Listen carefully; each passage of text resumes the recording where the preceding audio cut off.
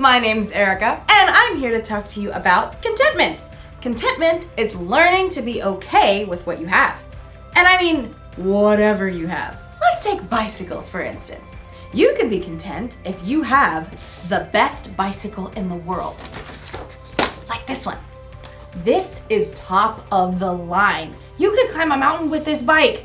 And if you get tired of pedaling, it's got a motor that kicks in that helps you keep moving. Or maybe you have a bike like this. You can be content with an old used bike that's been around the block a few times. It may not shine like a brand new bike, but it gets the job done. But here's something that will really surprise you. That's right. You can be content with having no bike at all. It's true! Not everyone in the world has a bike, and lots of those people are quite content without one. In fact, you can be content even if all you have is a box of bike parts. I mean, there's so many uses for a box of bike parts, right? I'm big and you're small. Hey, big guy, are you gearing up for a fight?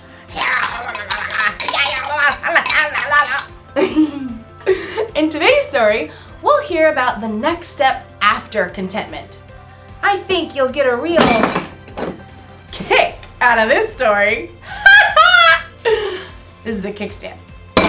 So many uses. Man, all right, I'll see you next time. Good morning, King's World crew at home. We are so happy to be worshiping with you this morning. All right, now I need you guys to go grab your parents, get them up on their feet, get up on your feet yourselves, and we're going to sing Nothing is Impossible. Let's go! Through you, I can do anything. I can do all things, 'cause it's you who gives me strength. Nothing is impossible. Through you, blind eyes are open. Strongholds are broken. I am living by faith. Nothing is impossible.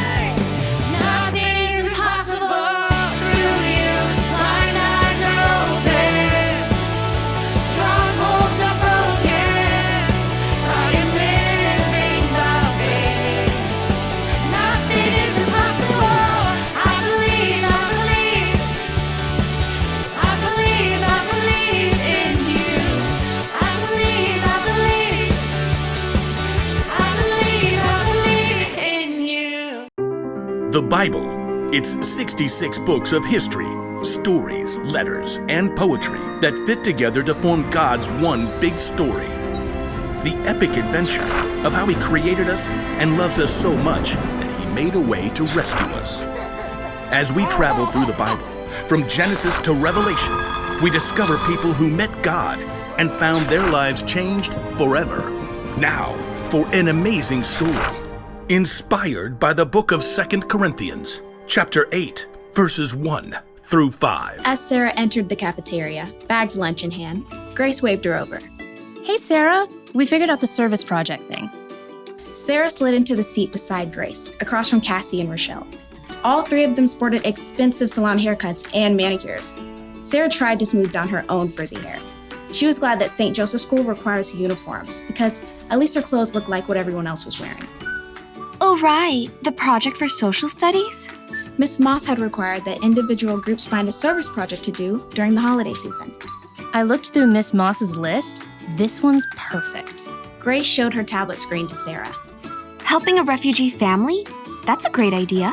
Yeah, we can just buy them stuff from this list and send it to their new home. Where is the... Sarah looked at the table again, trying to decipher the name on the page.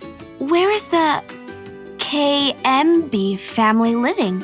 Somewhere over on the east side, like Grove or some place with those rundown houses. Sarah swallowed hard. She lived on the east side when she moved in with her grandma. It was only because of a scholarship that she was able to attend St. Joseph's School. It says here the family needs 3 sets of sheets. Oh, I know! You've seen those ads for tufted owl sheets? They're supposed to be the best. Sarah's eyes widened. Aren't those sheets like $200? That's cool. My dad will give me the money. They need dishes. I'll order a full set from Macy's. My mom has a platinum card there. I'll get them a TV. Perfect way to learn English, right? Enter a credit card number and boom, service project done. The girls turned to Sarah, who avoided their eyes by staring at the list of needs on the tablet. Hey, Sarah, what are you gonna send? They need winter coats. I saw these awesome tailored down jackets on sale for like $125. I don't know. I'll text you all later. That evening at dinner, Sarah barely touched her spaghetti. Grandma peered across the table, her eyes bright under her wiry white hair. Now, what's wrong, Sarah? Oh, it's this service project I have to do for school. We're supposed to help this refugee family that's moving into a house over on the Grove. The Kayembes. That sounds like a lovely idea. Yeah, but everyone else is ordering stuff for them. Expensive sheets and TVs and things. The only money I have right now is for bus fare. What am I gonna give? You don't have to have a lot to give a lot. You didn't answer my question. Grandma smiled and reached for the worn Bible that always sat on the kitchen table. No, but St. Paul will. Sarah knew that once Grandma got a scripture passage stuck in her mind, there was no stopping her from reading it. Okay, fine. I'm listening. Let's see. It's right here in 2 Corinthians. Paul was writing to a group of churches. We want you to know about the grace that God has given to the churches in Macedonia. They have suffered a great deal, but in their suffering, their joy was more than full. Even though they were very poor, they gave very freely. In fact, they gave even more than they could. Completely on their own, they begged us for the chance to share in serving the Lord's people in that way. But that's still talking about money. The churches gave money. Listen with your heart. They gave from what they had, and they did it with joy. Well, what I have is not money. But you've got other things. Okay, I'm good at baking. I know how to use the bus and get around. I have time, I guess. Grandma beamed and her face crinkled. All good things. Reluctantly, Sarah smiled back. Okay, I'll make a list. Next morning, Sarah's friends crowded around her locker. Hey, have you decided what you're gonna buy? Well, I thought maybe the Kayembe family needs more than just stuff. Like how? Maybe they need help. You know, like finding the library, figuring out the bus system. Yeah, I don't know anything about that. But I do. And I Googled and found a number for their caseworker. And she said we could help the Kayembes decorate their new home for Christmas. Oh, that's a really cool idea. I found this awesome video that shows how to make Christmas ornaments from salt dough that you shape and bake and paint. You all could come to my place and help. Sure, that'd be great. I mean, it's a tiny apartment kitchen and all. You tell us what to do, we'll do it. Sarah breathed a sigh of relief. Maybe she couldn't send $200 sheets, but she could use her time and creativity, and even her grandma's tiny kitchen, to help welcome a new family to her neighborhood. The people in the Macedonian churches didn't have a lot, and yet somehow they were okay with that. They were content. And it was that contentment that made them want to share their time, talents, and resources with others. You see, when you learn how to be content, it makes you really see all the good things you have. You learn to be thankful for what you've been given, and the more thankful you are, the more likely you'll want to share what you have with someone else. Like, maybe I could share these bicycle parts. You know, I'll bet there's a bike somewhere that's falling over somewhere because they need a kickstand. I could give this to that bike. Or someone might need, to replace their chain because theirs is old and rusted or broken. Let's see. These might even help someone hold onto their handlebars a little bit tighter. I could give all these parts away and help a lot of people. You know, we all have something we can give. Maybe you don't have a lot, but you've got something.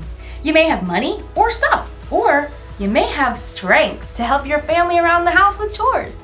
You may have talent to make people happy, or you can have time to spend with people who don't want to be alone.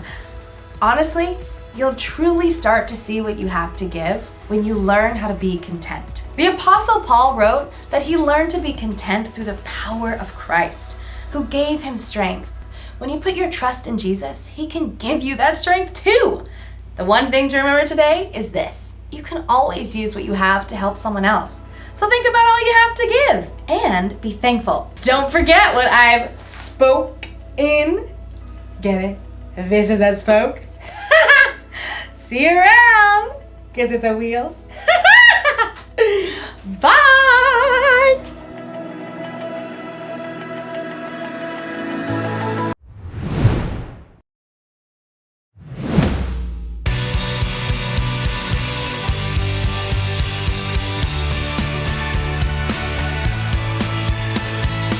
Water you turned into wine.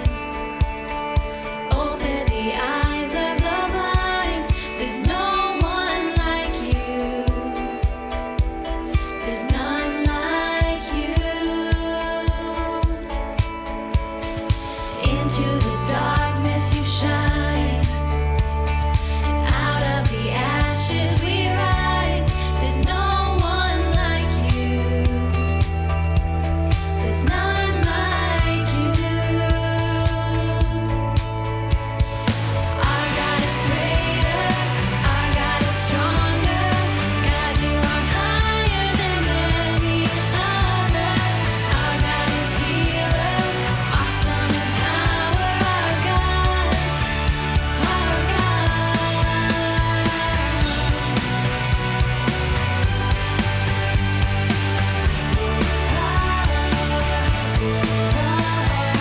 Into the darkness you shine, and out of the ashes we rise. There's no one like you. There's none like you. Our God is greater, our God is stronger. God, you are higher than any other. Our God is healer, awesome in power. Our God, our God is greater, our God is stronger. God, you are higher than any other. Our God is healer, awesome in power. Our God, our God. So we talk